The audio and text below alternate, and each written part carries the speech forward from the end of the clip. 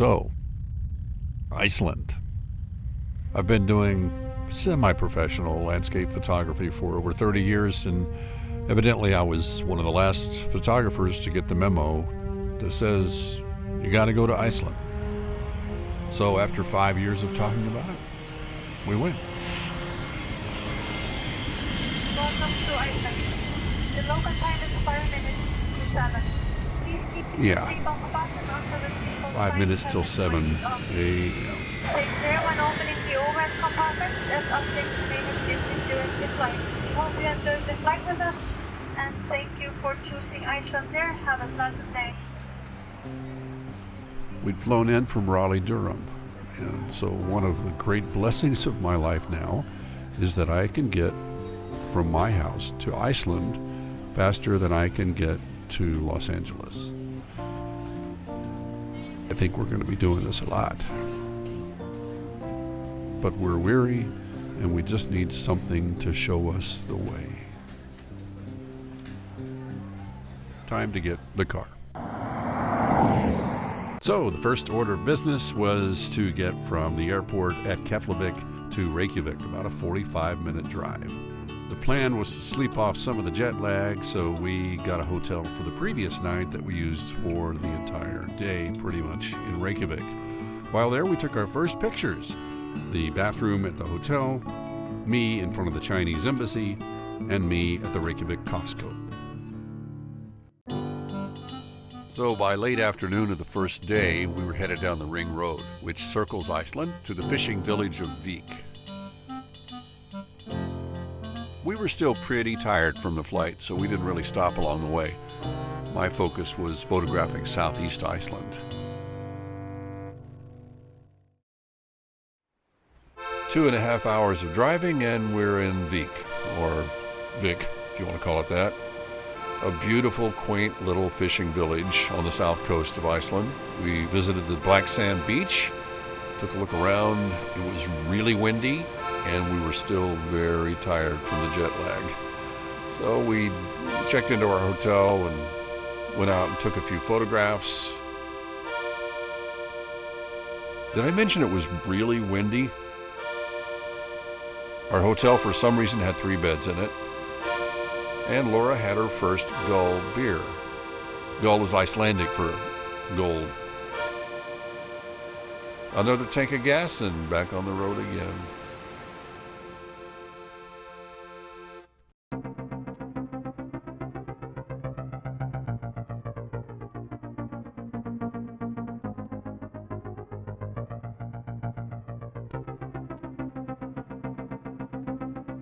Just a little down the road from Vík, our eyes caught this waterfall called Fossa Sidu. It wasn't one of the big tourist traps, not a lot of people around, but gorgeous. Our first adventure.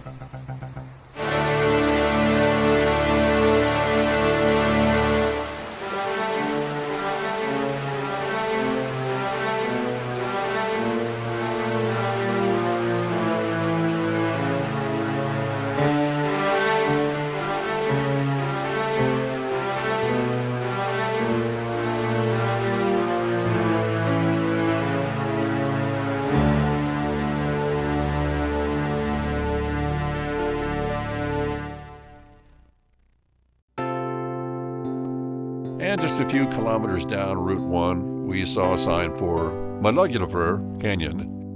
The hour to hike up the canyon, that wasn't going to happen.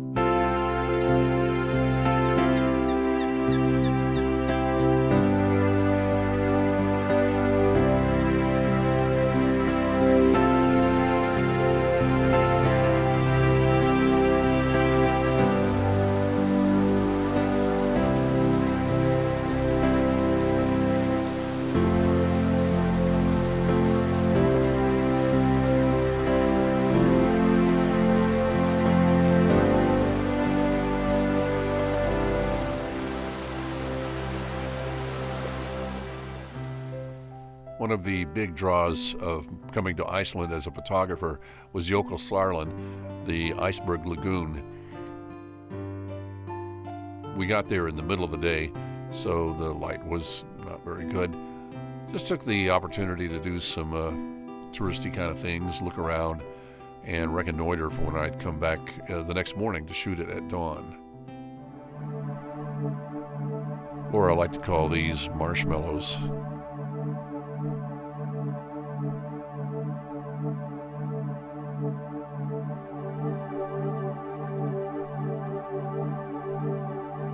We took the 25-minute drive from Jökulsárlón to our next hotel, Hotel Smyrnaborg. Promise I'm doing my best. Not a bad place. We got a chance to really rest our legs and kick back a little bit. If you're staying in South Iceland, I always recommend a hotel that has a whale skeleton outside.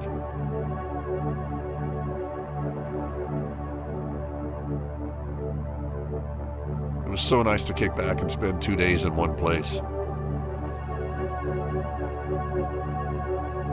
And have dinner in this really festive banquet hall.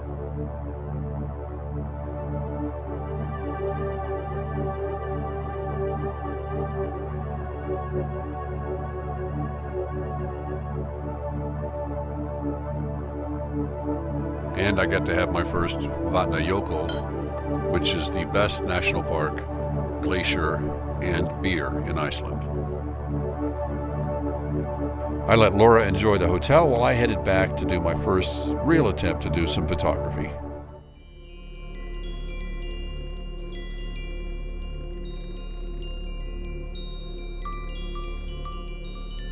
I arrived at Jökulsárlón in time for the 3 a.m. July sunrise and was pleased to see I had it all to myself.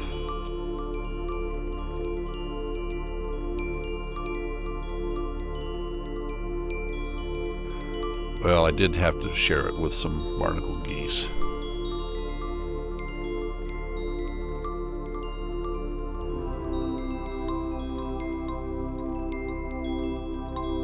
My original plan was to shoot this with my 8x10 film view camera, but when we got to Vik, I discovered I had left the lens for it at home.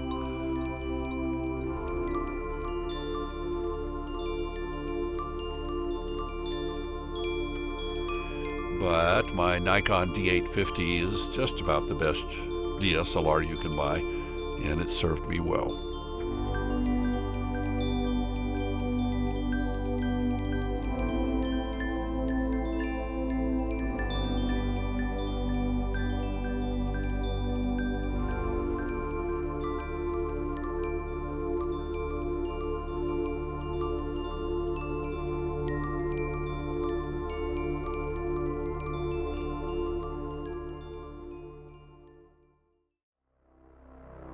And across the highway from the lagoon is Diamond Beach, where pieces of iceberg float down to the ocean. Best shot at high tide, I discovered, so I just headed back to the hotel.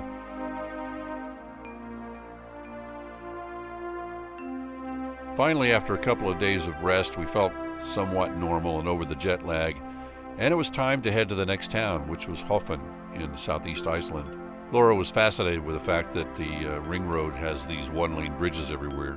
I guess it's a way for Iceland to save on their highways.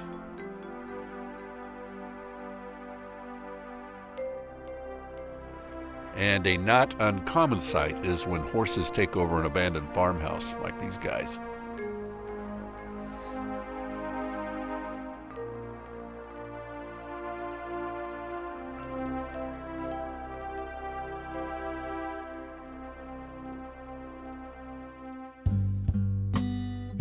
Okay, on to Hofen, which is the largest village in southeast Iceland, about 2,000 people.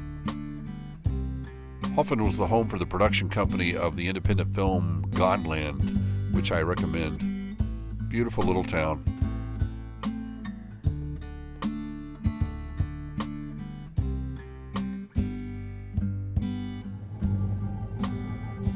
While Laura was busy with a couple of business calls, I took a walk around the harbor. Beautiful day. That big chrome thing is supposed to be the sun, so they've got one of those scale models of the solar system on the point, which was an Allied air base during the war. Okay, we're gonna go check out what we can in the drizzle here on Friday night near Hofen. There goes our parking place. Boy. Well, you can let me out. It'll be fine. I want to pick a remote spot for that. So since it's going to be raining so much, I figured we would just go like looking for like pictures of horses or something like that.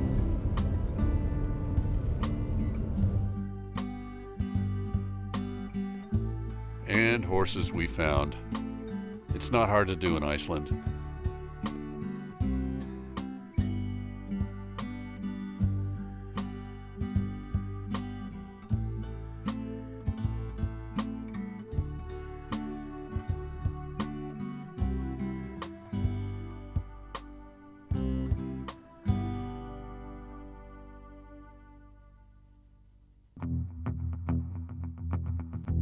So as it turns out, we had gotten to Hofen way too soon to check into our hotel.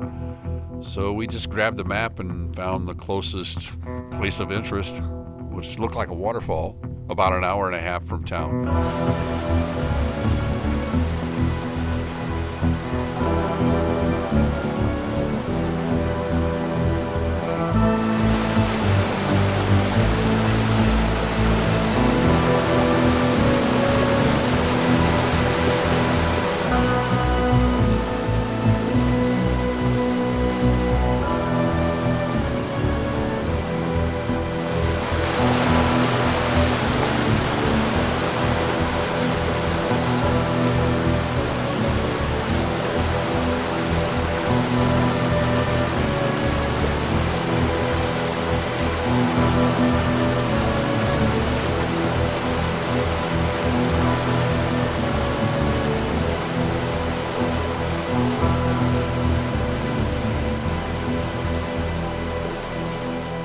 This waterfall was on private property, which had a hotel and this really nondescript looking building that had this really great restaurant inside.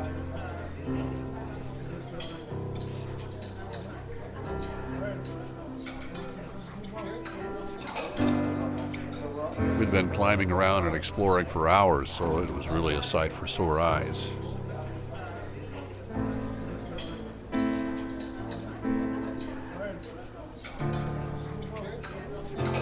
Great meal.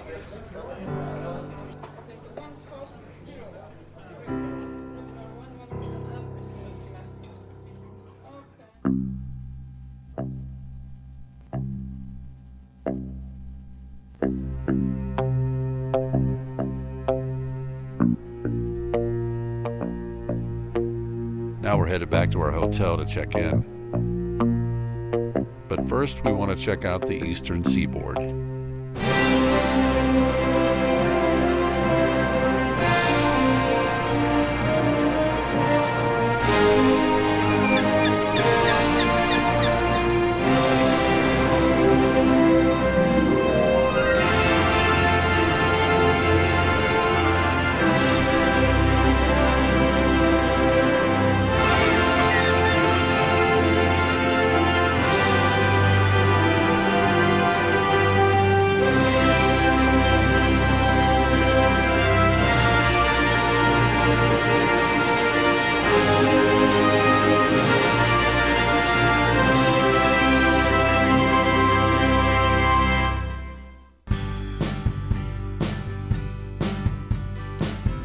Backtracking to Hofen, we're headed to our hotel, which is the Viking Guest House. You can say a lot of things about accommodations and restaurants in Iceland, but being pretentious is not one of them. This is the entrance to our hotel room, right behind the farm implements.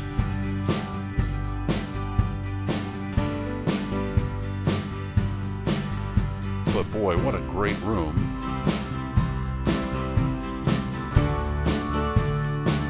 And we're right next door to Vestrahorn, which is the geographic star of the area.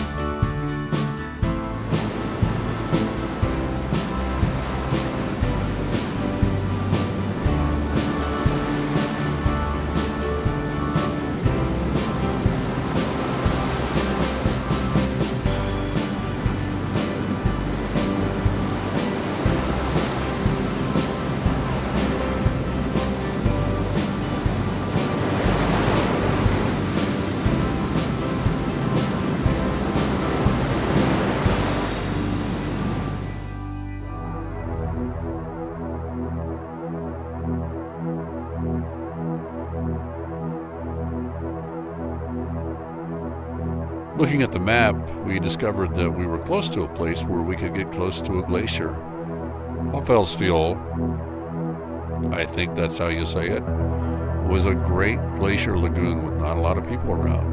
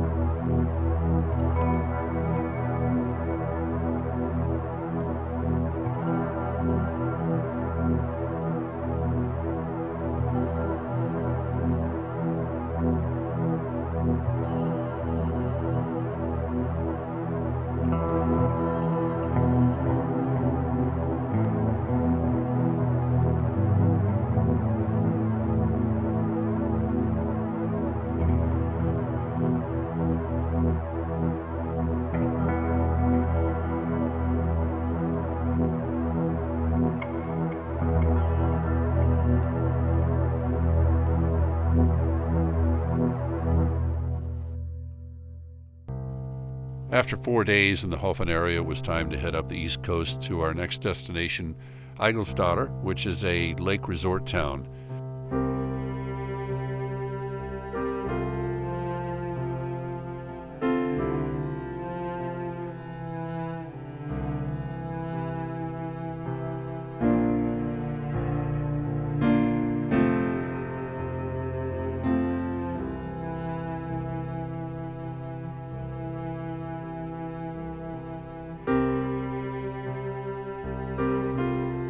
I've told people that Iceland looks like it's a country that was designed by Walt Disney. Everywhere you turn is beauty.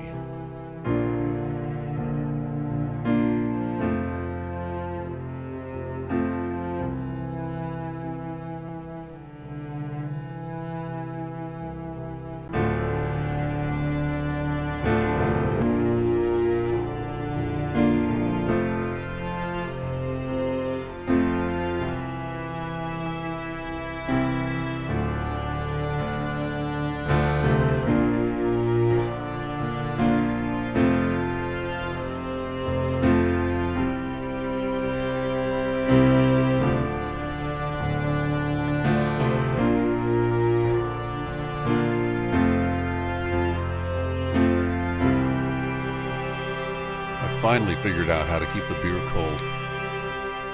Because guess what? In all of Iceland, there's no place to buy ice. After a drive through the cold highlands, you can't beat a hot chocolate. Unless it's with a Viking beer.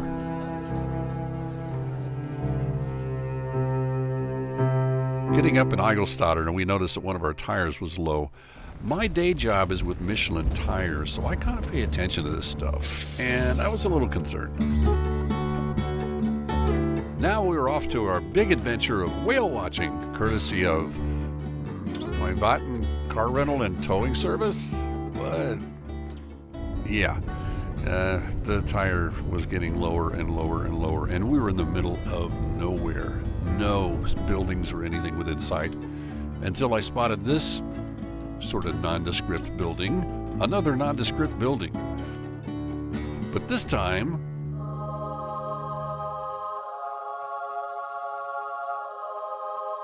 a blessing from the Lord. God be praised. We got there right when everybody was having lunch, so we had to wait for our Polish tire technician, who fixed us right up. That place was a sight for sore eyes. Don't buy Yokohama tires. So now we have a challenge to get to the whale watching in time, going through the tunnel of Bailahelagonk, which is just east of Akureyri, the largest town outside of the capital region near Reykjavik. And it's 1,500 Icelandic kronas to get through it. That's about $11. So the whale watching tour had originally been booked in the big town of Akureyri, but they moved it further down the fjord to this little town of, I'm going to stop trying to pronounce the names now. We called them on the phone and said, we had car problems, can you please hold the boat for 15 minutes? And they were very obliging. Now, it may appear that I'm taking the whale watching tour by myself and not taking Laura. And that's because that's pretty much what happened. On the drive out there, we saw a lot of wind and turbulent skies, and she expressed that maybe she might not want to go. And we literally thought they might cancel the tour. But pushing off, you can see it was a fairly nice day. But then the weather started getting rough. I just felt obliged to say that. Just kidding. It wasn't bad at all.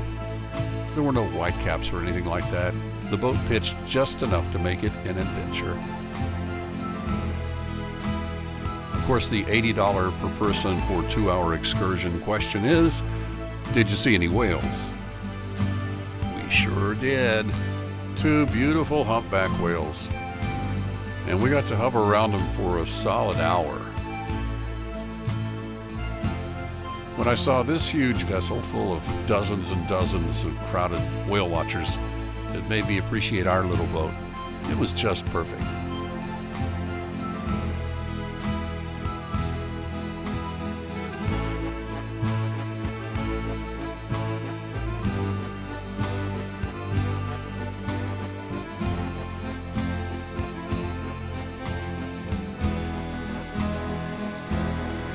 I had never seen whales before myself, so all those people who raved about their whale watching, I totally get it now.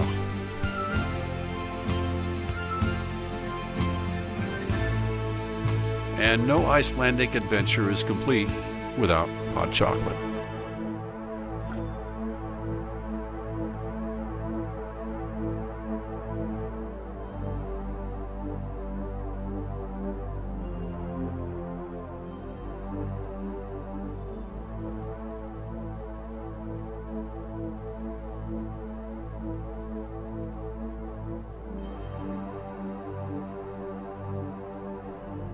Permission to come ashore.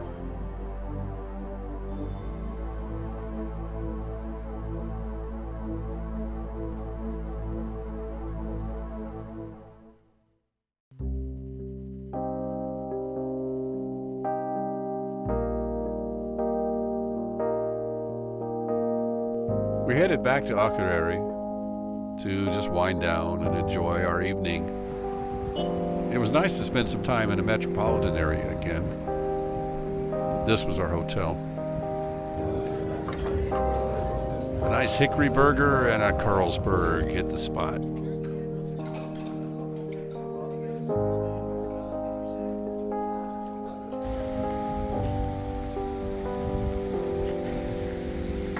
Having fun in Iceland. This was a Wednesday night, and for Laura, a very special Wednesday night because it was opening night. I had my fun, now it's time for her to have hers. Beginning Thursday morning, we start to head to our last destination before we return to Reykjavik, which is the Snæfellsnes Peninsula. This was the longest drive we had to make on the trip, about 5 hours. But the days are long and we had plenty of time.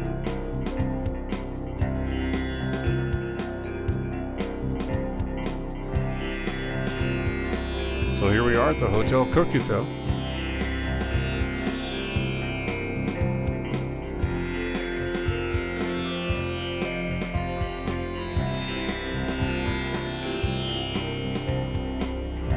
And I'm here to shoot Kirkjufell Falls, just like everybody else in the world. And just like I did at Jökulsárlón, I just kind of used the afternoon to check the place out. Maybe attempt to get a picture in the overcast sky, but no, it wasn't happening. Too many people around, but not as many as I had expected or feared.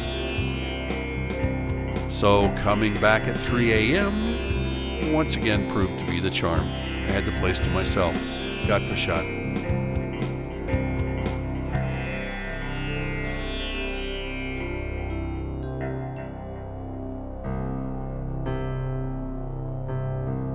Our land of lakes forever fair, below blue mountain summits, of swans and salmon leaping there, where the silver water plummets, of glaciers swelling broad and bare, above earth's fiery sinews. The Lord pour out his largest there, as long as earth continues.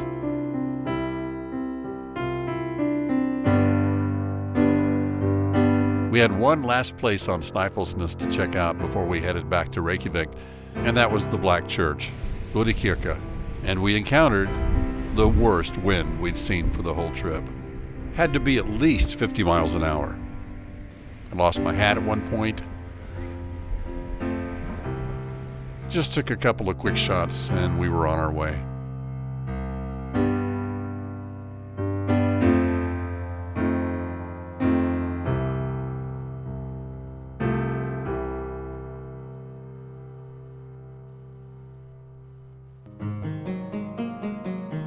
Getting off Snæfellsnes Peninsula and back into Reykjavik, we spent our last night in Iceland right in the middle of town on Lagavik.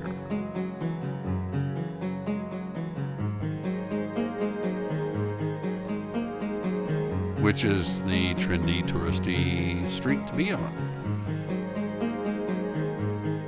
And we ended up with the most luxury we've ever had in a hotel. Top floor, overlooking the city. I made sure everybody knew we would open with "Don't Bring Me Down."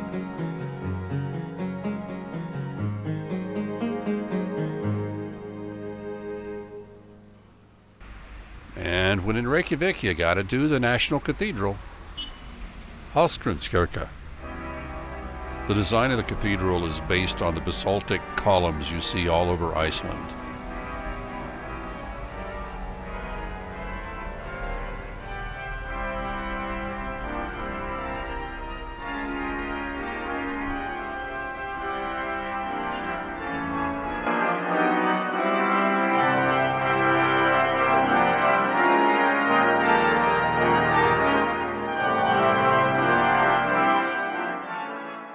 I have no idea what that was.